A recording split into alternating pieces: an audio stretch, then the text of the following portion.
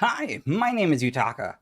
I like to talk all things TV and film. So, welcome to my channel. If you're new here, hi. If you're returning, thank you for coming back. I appreciate it. Just remember to hit that like button, comment down below, subscribe, and hit that notification bell so you're notified every time I put out some new content. And today, I miss, I used to work in a video store, and do you know how much I miss just like brick and mortar shops where you could walk a new release wall and you might just be like perusing and you find a movie, you're like, oh, I've never heard of it. The box art looks good. You read the synopsis, and you're like, okay, I think I'll rent that. Well, I like to do that.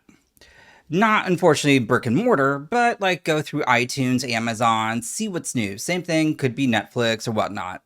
And I found this new film. It's called New Life. It's a horror thriller. It was written and directed by John Rosman. It stars Sonya Walger, Hayley, Erin, and Tony Amendola. And the story follows a mysterious woman on the run and the resourceful fixer assigned to bring her in. Their two new unique stories are inextricably linked as the stakes of the pursuit rise to, well, apocalyptic proportions. Now, let's go ahead and let's just kind of talk positives. Okay, this movie caught me off guard because, again, I didn't really know much going into it. And so you have the woman on the run, who throughout the course of this, you find out that her name's Jessica, that she's carrying something and she's kind of spreading a virus.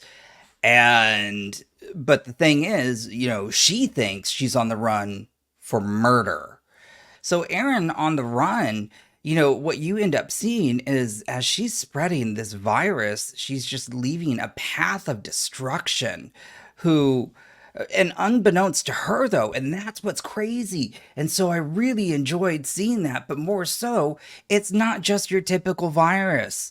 And I really liked you get to that's where the horror elements obviously come in, is what this virus ends up doing to people, and then like the effects it takes on their body. It's nasty, it's gross. They did a good job with that. And then you've got the fixer, Elsa Gray, who her story is she's now found out that she has MS, and it's just dealing with having MS. And you start to see like symptoms are coming on in a sense, and she's not the agent she used to be. And so you see her as she's trying to track, Jessica down. And like at one point, she's trying to run after her, and it's either run or shoot.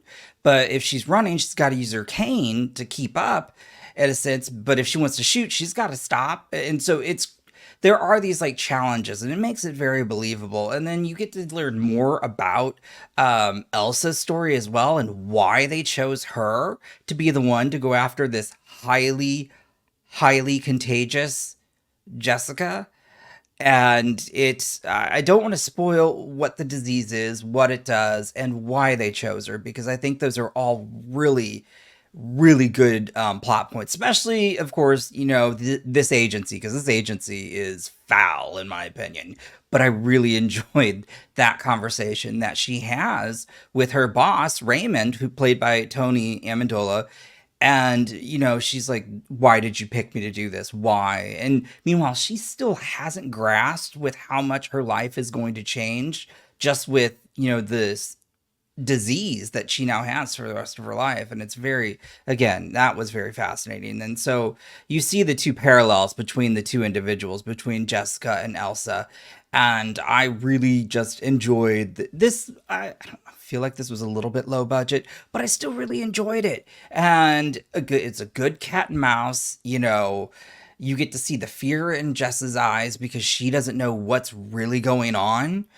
Oh man, I had a lot of fun with this.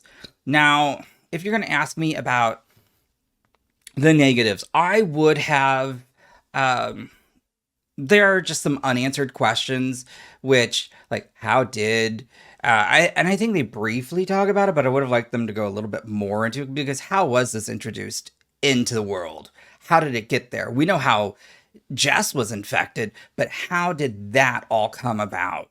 I want to know. And, there was just, they left it to where the ending was a little ambiguous, and I just wanted a little bit more of a solid, detailed ending. But that's okay. That it's not the worst, but it's still kind of like, I just sat through all of that, and that's the kind of ending you gonna give me? Okay, all right, I see what you're doing. You know, and again, maybe again, low budget. So I wouldn't say it's like really incredibly shot, and it can at times. I don't know if it felt grainy. Maybe it's my eyesight. Maybe I got the virus. No, I'm just kidding. So there was a little bit of, I guess, quality issues, but it doesn't take away from the entire film because overall, look, overall, I had a blast with this. This was something again, this would have been one of those movies I just picked up the box, read it, and was like, okay, I'm gonna rent this. And I think I would give this a 3 out of 5. I really enjoyed the characters. I loved the prosthetics and the effects. It really, it does a great job being a thriller, but when it leans into the horror vibes, it really leans in because it does get bloody. And I really, really had a good time with that. So if you're gonna ask me, I would say check this out. Obviously it's a rental, so maybe just watch the trailer and see if it's something that interests you. But again, if you've seen this, comment down below. If you've not seen it, never heard of it, let me know. Would you watch it? And then, if there are other, new releases that maybe you've heard of and you just don't see people talking about, let me know. I would love to check them out. My name is Yutaka. Thanks for joining. I really appreciate it. And I'll see you next time.